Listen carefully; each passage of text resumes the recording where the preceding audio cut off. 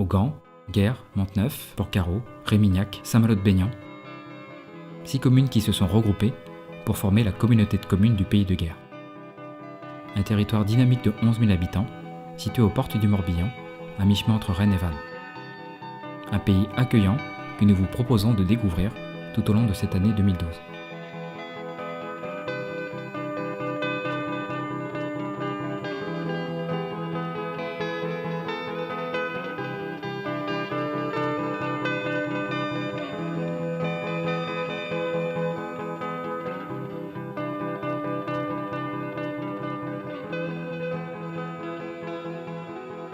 Les rayons du soleil transpercent les nuages et apportent le printemps.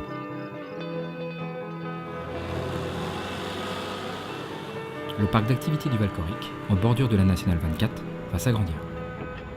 Élus et entrepreneurs ont pu découvrir les plans d'aménagement de ce nouveau parc de 50 hectares qui met en avant la volonté d'expansion et la vitalité économique du Pays de Guers. Le car entrera ici, passera dans cette zone et ressortira là-bas. Une plateforme multimodale sera aussi créée, avec une nouvelle aire de covoiturage, taxi et bus, avec notamment un arrêt de la ligne régionale Rennes-Pontivy. La chapelle Saint-Étienne a de nouveau ouvert ses portes après une longue restauration. Elle était indispensable pour assurer l'avenir de la chapelle et son devenir. Construite au Xe siècle, elle est la plus ancienne chapelle du Morbihan. Et c'est Joseph qui a donc pris ce lieu un peu en main avec Alain bien sûr et Bernard. Cette résurrection est due au soutien de la communauté de communes du Pays de Guers, mais aussi grâce à la persévérance de passionnés comme Alain Régent ou Joseph Oran. Cette inauguration était d'ailleurs dédiée à M. Oran, aujourd'hui disparu. La valorisation de ce site est prise en charge par l'association Les Landes, qui œuvre déjà magnifiquement pour l'archéosite de Monteneuf. Mise au jour en 1989, une quarantaine de pierres ont été redressées. Mais en fait, le site est beaucoup plus grand que ce que vous voyez, puisqu'au total, il y a plus de 400 pierres. L'association a été lauréate d'un appel à projet du Conseil régional de Bretagne autour de la médiation et la valorisation du patrimoine culturel. Sachant que les premiers touristes, c'est les voisins.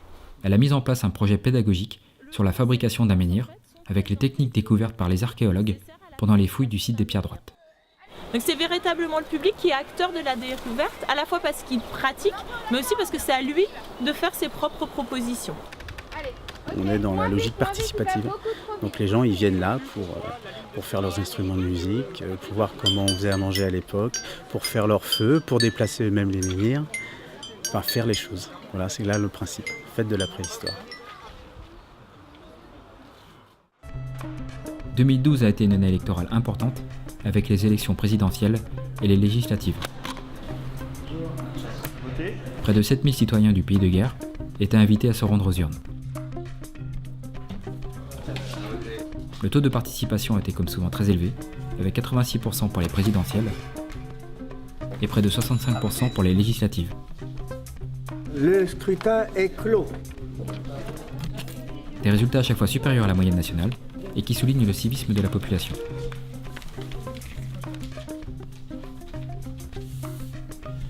François Hollande. Le relais gérontologique du Pays de Guers a organisé un rendez-vous des seniors sur la thématique petits-enfants grands-parents, une relation qui évolue.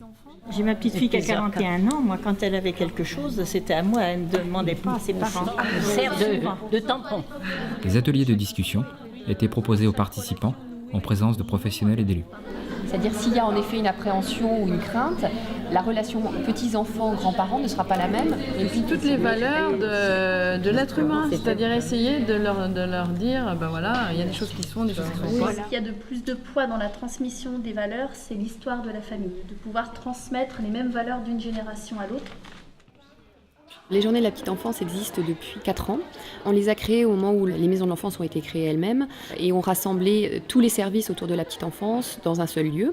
Alors généralement, elle a lieu à Guers, à la salle de la gare, puisque c'est un espace qui nous permet à la fois de diffuser des spectacles et d'avoir un lieu de vie, un lieu d'exposition, de présentation et de jeu. Un des objectifs, c'est de réunir les familles et les professionnels dans un lieu unique mais différent du lieu habituellement rencontré, sur un temps festif, sur un temps de découverte et de partage autour d'un thème, et notamment cette année les couleurs. Pendant ces 2 jours, des ateliers de manipulation, de musique et de jeu se sont ainsi succédés. Une programmation très riche, avec aussi du théâtre d'images et en point d'orgue un très joli spectacle de la compagnie AK Entrepôt.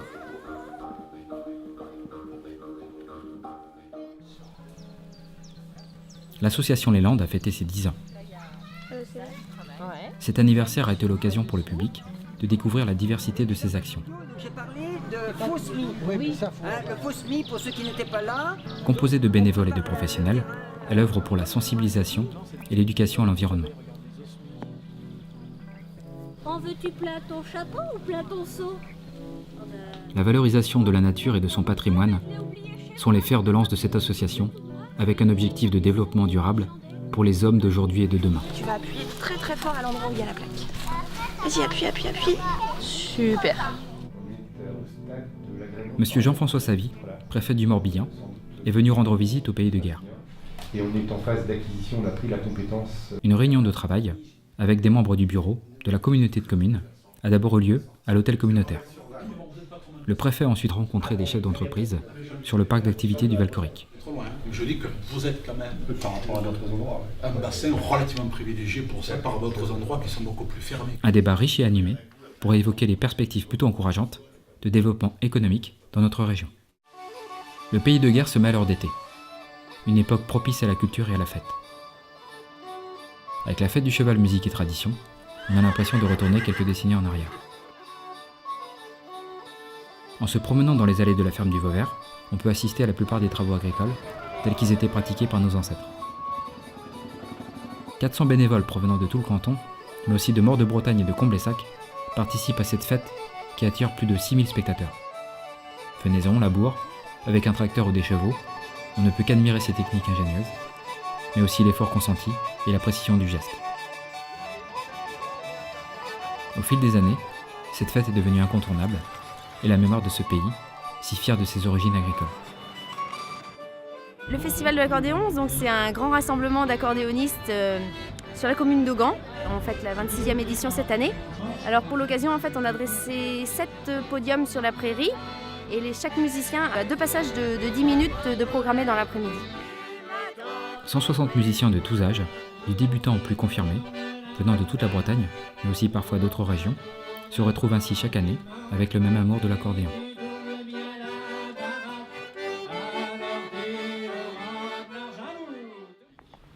Liberté, égalité, fraternité. En cette veille de 14 juillet, Guerre ferme ses routes aux voitures pour faire la part belle à la musique et faire la fête. Cette année, la pluie a un peu joué les troubles fêtes. Le public s'est malgré tout déplacé pour découvrir des groupes prometteurs et s'émerveiller devant le spectacle pyrotechnique.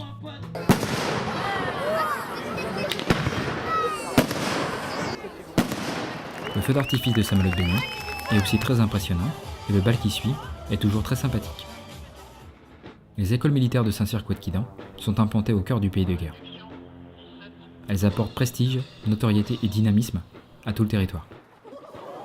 Le triomphe est un événement majeur dans la formation des élèves, puisqu'elle marque la fin de leur scolarité. Des spectacles traditionnels ont eu lieu l'après-midi, avec des démonstrations et des reconstitutions. Le triomphe du tonneau donne ainsi naissance à l'une des plus anciennes traditions de l'école. Vous entrez dans une carrière aussi noble qu'exigeante.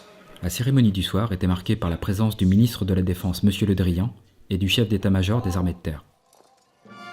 Les élèves officiers ont ainsi reçu leur nouveau grade dans une ambiance très solennelle. Claire ! Ce soir, vous entrez de plein pied dans l'histoire de la spéciale.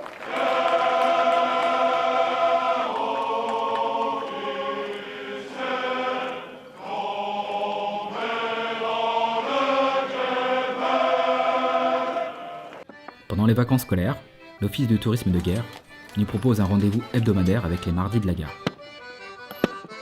Conçu au départ pour accueillir les vacanciers ou les touristes de passage, ce rendez-vous est devenu aussi incontournable pour la population locale. Les mardis de la gare, c'est avant tout une ambiance chaleureuse, authentique, qui met en avant la qualité d'accueil et l'identité bretonne. À travers des dégustations, des initiations à des jeux ou à la danse, il y en a pour tous les âges et pour tous les goûts. Come sit down beside me, this new Mariage pluvieux, mariage heureux.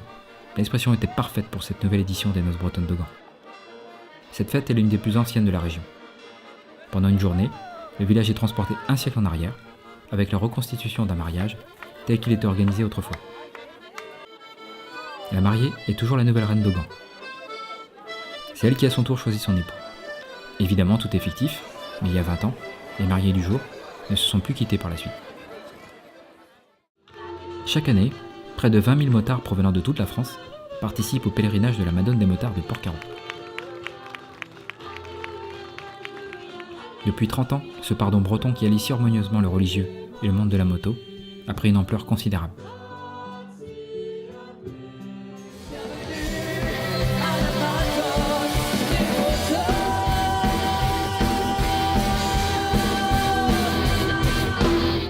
On peut même parler de miracle, puisque à la messe de l'Assomption, la Vierge a été couronnée par Monseigneur Centaine, évêque de Vannes, au nom du Vatican et de Benoît XVI.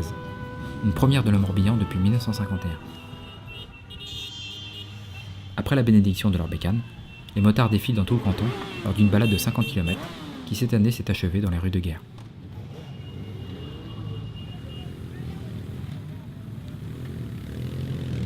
Il faudra dorénavant appeler la Madone Notre-Dame, et Port-Carreau est définitivement sacré, capitale française des motards.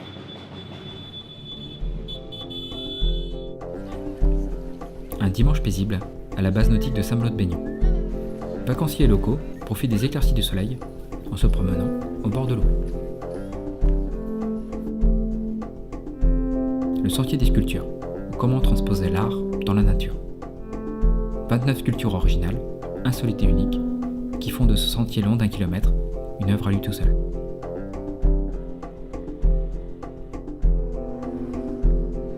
C'est la rentrée, mais aussi le temps des inscriptions ou des réinscriptions pour les activités de la famille. Quoi de mieux que de se rendre au forum des associations qui se tenait sur le terrain de foot de Monteneuf. Le tissu associatif du Pays de Guer, avec ses 200 associations, nous prouve encore une fois son dynamisme et sa diversité. Sport, solidarité, culture, art, chaque association avait son stand. Le public venu nombreux pouvait ainsi assister à des démonstrations et rencontrer des gens passionnés. Monter des spectacles en groupe, le chant c'est très très libérateur. Le Qigong c'est les mouvements du bonheur. Une journée riche et colorée où l'on aimerait avoir plusieurs vies pour tout essayer.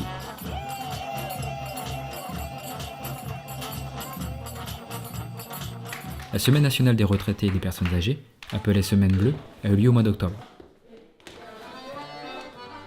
Le relais gérontologique et diverses associations ont élaboré un programme très varié, l'objectif étant de mettre en avant cette tranche d'âge parfois un peu oubliée et de favoriser les contacts intergénérationnels. Là, vous allez appuyer sur le bouton de gauche de la souris.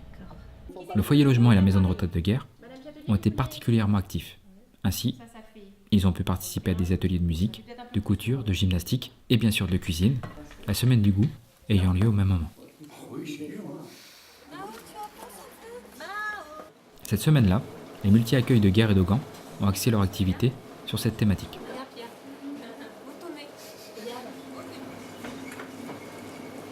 Au menu de ces journées, une visite dans une boulangerie, mais aussi des ateliers de collage et de sensibilisation aux aliments. Super, il y en a plein. Faut en mettre beaucoup de la colle. Les enfants, souvent très inspirés, ont réussi à transformer l'art du goût en goût de l'art. C'est génial. Ah. C'est d'où la farine? C'est d'où la farine, ouais. La journée du vendredi était ouverte aux familles, notamment aux grands-parents, avec en fin d'après-midi un goûter convivial.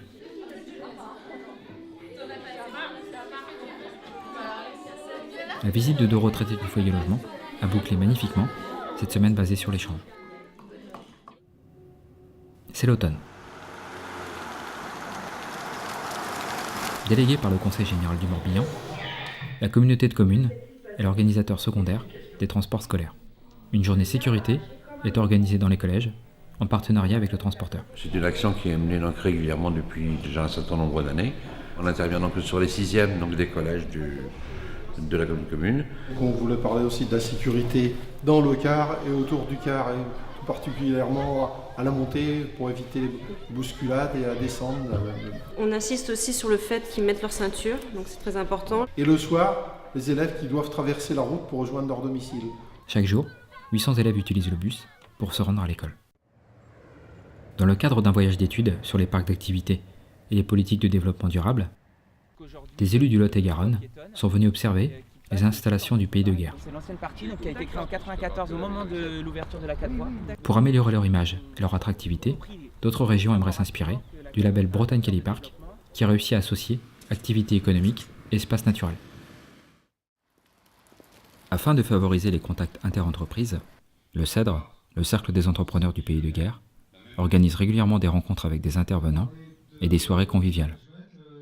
Cyril Guimard, ancien champion cycliste, mais aussi enfant du pays, a retracé sa carrière de directeur sportif, finalement assez proche d'un chef d'entreprise. Le management, ça se fait auprès des hommes. Donc, Monsieur Guimard, au nom du CEDRE, je vous remercie. Monsieur Guimard, auteur récemment d'un livre, est aujourd'hui revenu, habiter à Guerre. La bourse aux vêtements est organisée par le Centre social du Pays de Guerre. Les vêtements ont une seconde vie, voire une troisième vie. Ça permet aux déposants de faire un peu d'argent, mais ça permet surtout aux familles d'acheter des vêtements à très bon prix. Et donc ça permet de dégager un pouvoir d'achat. D'autres opérations de solidarité ont lieu tout au long de l'année.